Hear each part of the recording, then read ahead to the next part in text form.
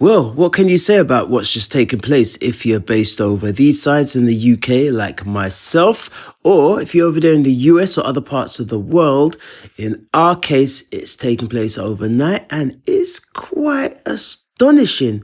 We'll have to see. It's very fragile ceasefire, and I'm not even sure how far both sides have actually come together and really discuss outside of having an intermediary. It's looking like it's pretty much the beginning, the start of the negotiations, I guess, although it's better than the ending of a civilization that's been around for thousands of years, i.e. the Iranian Persian civilization, as Donald Trump promised or threatened. And yeah, it's arrived at this particular spot, which we're going to be watching very carefully. I want to turn now to Fareed Zakaria, who is joining me here in the newsroom. Are you optimistic about what's happened in the last hour? Well, I'm optimistic in the sense that it's a lot better than what Donald Trump was threatening to, wiping out civilization. Wipe out, Iranian civilization, any of those kind of broad-based expansions of and escalations. But, the negotiations here have been a kind of almost a casebook on how not to negotiate. So it's not surprising that the ceasefire is fragile. You have no actual negotiation going on between the two parties. You have no real trust built up between them. The last two negotiations, the United States was in with Iran. It essentially started bombing Iran in the middle of those negotiations.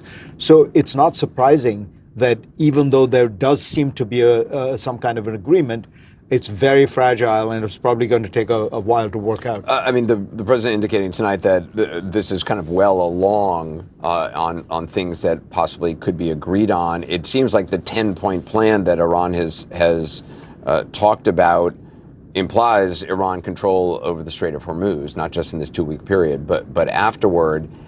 This conflict has shifted from concern over Iran's nuclear program to let's get the Strait of Hormuz open, and you don't hear a lot about Iran's nuclear program now. So you've hit the nail on the head. This is the single biggest strategic shift that's taken place and strategic loss for the United States and its allies. What this war has done is handed Iran a weapon that is far more usable than nuclear weapons, which is the Strait of Hormuz, choking off global oil supplies, essentially disrupting the global economy. And what they have realized is they have this weapon. They can use it, they can turn it on and off without will, and anything that institutionalizes it means that at this point, the United States and its Gulf allies are in a sense hostage to Iranian good graces in order to get their product out. So could there be a deal in which Iran remains in control of the Strait of Hormuz? It seems like Iran will be very reluctant to give up that power and that authority. And just to give you a sense of what a big loss this is, Anderson, the United States' first military actions in 1799 were about freedom of navigation, the so-called quasi-war with France, then the war with the Barbary pirates. That was all about freedom of navigation. Since then, the United States has fought for and tried to maintain the principle of freedom of navigation. As the global superpower, that has been an absolute, we had in 1979, the legislation passed, the Freedom of Navigation Program. That is what is being given up here. The idea that Iran can control one of the key choke points of the world economy flies in the face of the whole basic responsibility the U.S. had. And as you say, this was not an issue. For 47 years of tension with the U.S. and Iran never closed the Strait of Hormuz. So the United States and Israel have somehow handed Iran a weapon at the end of this that they never had. And as you said, the nuclear program is not even in the 10 points. So if Iran remains building a nuclear program or the capabilities to have a nuclear device, and then gets control of the Strait of Hormuz, they would end up in a better situation than they were before this. Right. So they have then the nuclear stockpile, which they have this maritime position of power. But remember, they're also proposing Iran's parliament has passed legislation to this effect to charge $2 million per ship. So the number of ships that normally cross the Strait of Hormuz is about 100. You do the math, and JP Morgan has done the math, that is $90 billion of additional revenue for Iran on top of about 50 to 60 billion in oil revenues. It's a lot that of it gets. ballistic missiles. All of a sudden, Iran is, I mean, after Saudi Arabia, the richest country in the Middle East. Yeah. And so you've taken an Iran that was weak, contained, its nuclear program shattered, and you've given it control of the strait, enormous new revenue flows, and the nuclear stockpile. Yeah. It's a very strange outcome. Well, I must say, that explains a lot. Yes, that seems to explain quite a bit. So, let's move on a little further and see how the panel's take on this temporary agreement hands out. Where are we when you look at the temporary ceasefire and who's in charge of the Strait of Hormuz?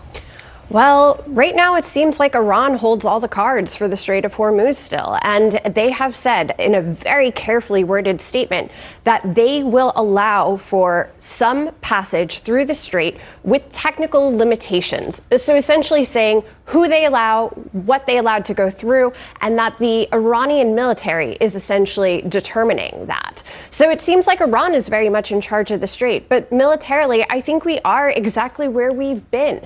The United States has said that they've managed to do a lot in these high volume strikes, but Iran has managed to do a lot with relatively little. And we're sort of at this precipice where there's been a cessation of hostilities for now, but those could flare back up at any point in time. Yeah. And Israel is the wild card with Lebanon could be the start of that potentially flaring back up. Yeah, go ahead. Add one thing to that, too. One of the things that we are seeing is that Iran is going to be charging a $2 million per tanker tax. Well, we know that's what they want. That's what we don't want. know where this is going to go. And this off-ramp, I was calling it an off-ramp because the president said this is a starting point. It's not like he's accepted what some would consider maximalist demands from Iran. Yeah, but if this goes forward, this would be a toll booth that is split with Oman on the other side of the strait, but could potentially be delivering Iran $1 billion of new revenue per week that would be directly translated into oil prices going forward. So this is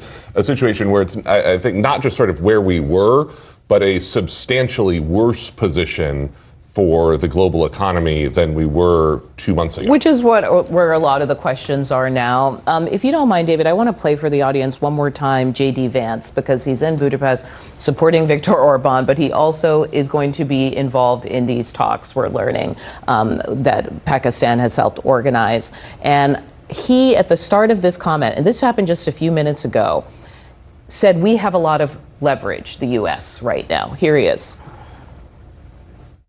The president has also shown is that we still have clear military, diplomatic, and maybe most importantly, we have extraordinary economic leverage. So the president has told us not to use those tools. He's told us to come to the negotiating table. But if the Iranians don't do the exact same thing, they're going to find out that the president of the United States is not one to mess around. He's impatient. He's impatient to make progress. He has told us to negotiate in good faith. And I think if they negotiate in good faith, we will be able to find a deal. But that's a big if. And ultimately, it's up to the Iranians how they negotiate. I hope they make the right decision. Little bit of historical amnesia there. The United States has been using its economic leverage on Iran in an effort to try to resolve a series of different issues, but mostly the nuclear issue, for 20 years now. It's done sanctions. It's done sabotage of Iran's nuclear program. It has tried to make sure that the Iranians can't operate throughout the banking systems around the world. So the Iranians know exactly what the economic leverage is, and all those sanctions were in place before the war, stayed in place during the war, and they're in place now.